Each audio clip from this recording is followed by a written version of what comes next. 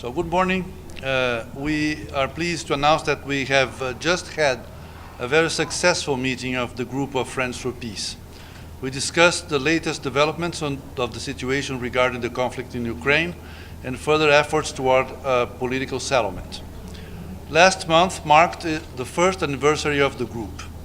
Over the past year, our group has actively voiced the perspectives and concerns of the countries which predominantly represent the global south, together with some countries that are from the region directly related to the conflict. Our group has consistently called for an early peaceful settlement of the conflict, remained dedicated to fostering dialogue and engagement, and actively engaged with relevant parties with a view to promoting common ground across the international community. All our efforts have been guided by our strong commitment to the purposes and principles of the UN Charter, including respect for the sovereignty and territorial integrity of any state and the peaceful settlement of disputes. We remain committed to promoting the spirit of solidarity and partnership between nations, as emphasized by the Bandung Principles inter alia. We support all efforts conducive to peace and welcome the recent engagements and talks held between the relevant parties, including the 3 rounds of direct talks between the Russian Federation and Ukraine that took place in Istanbul, Turkey, the meeting between the presidents of the Russian Federation and the United States, the meeting between the presidents of Ukraine and the United States, as well as the meeting between the President of the United States and some European leaders. We call on all parties and stakeholders to seize the current opportunity and maintain the momentum of engagement and talks. Deeply troubled by the prolonged hostilities and the immense negative impacts, this group was among the first to call for an immediate and complete ceasefire, a call we firmly reiterate today. We underscore the need to observe principles for de-escalation and the importance of non-expansion of the battlefield and non-intensification of fighting. We believe that avoiding actions that could further fuel the conflict, including the proliferation of weapons and other means of war into the parties of the conflict, would help pave the way toward a ceasefire and political settlement. And now I'll give the floor to the Ambassador of China. Please. Yeah. I will continue with the stakeout press release. We reaffirm that only a negotiated political solution, including through inclusive diplomacy and the political means based on the UN Charter, can bring this conflict to an end.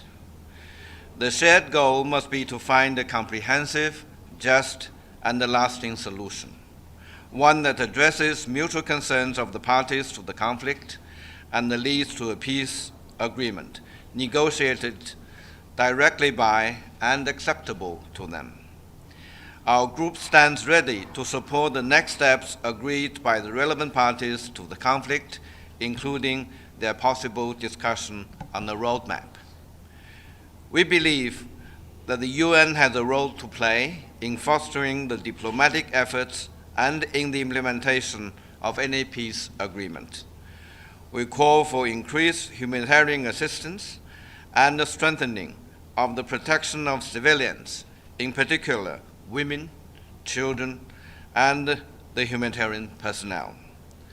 All parties are obligated to strictly comply with international humanitarian law and to comply with international humanitarian law. Civilian infrastructure and objects, including nuclear facilities and other installations containing dangerous forces, must never be the target of military operations.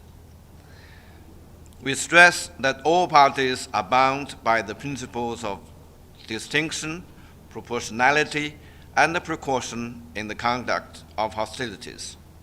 We also emphasize the obligation of the humane treatment of prisoners and encourage and support initiatives to facilitate the safe exchange of prisoners of war as a confidence-building measure that alleviates human suffering.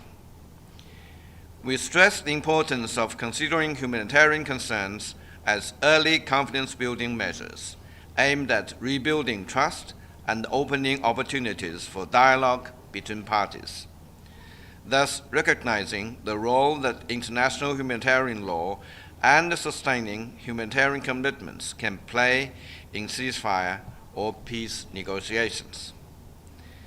We are concerned about the negative impact of unilateral sanctions that adversely affect third parties, in particular countries of the Global South.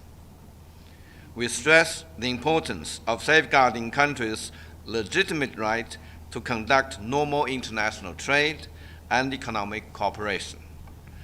We are concerned about the risks and the crises arising from this conflict, which has caused repercussions affecting many countries, including those in the Global South. Issues such as food and energy security, as well as humanitarian assistance, should be integral to the peace process, and the voices of the Global South should be heard and heeded in supporting peace in the region. Building on the work of the past year, we, as members of the Group of Friends for Peace, remain committed to maintaining close engagement with one another and with all relevant parties.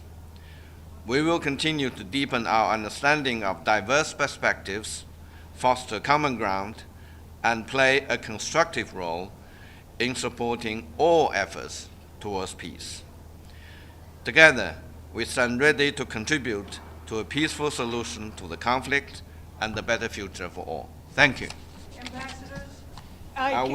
No, we are not allowed to answer any questions without consulting with all members, so sorry for that. Thank you. Thank you. Thank you very much. Thank you, Ambassador, for the great effort.